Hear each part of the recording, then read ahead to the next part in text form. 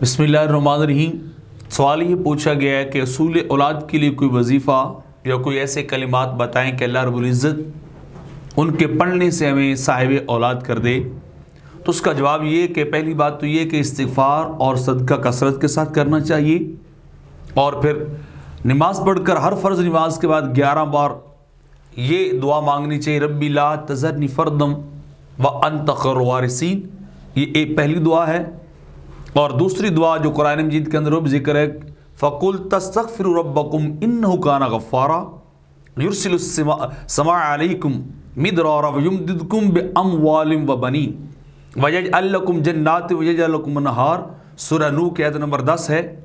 इसको आप कसरत से जो है वो पढ़े, मर्द भी पढ़े औरत भी पढ़े, तो यकीनन अल्लाह रब्बुल इज़्ज़त इन दुआओं के तुफ़ैल, इन कलिमात के तुफ़ैल जो है वो अल्लाह औलाद की नेमत जो है वो अता फरमाएगा।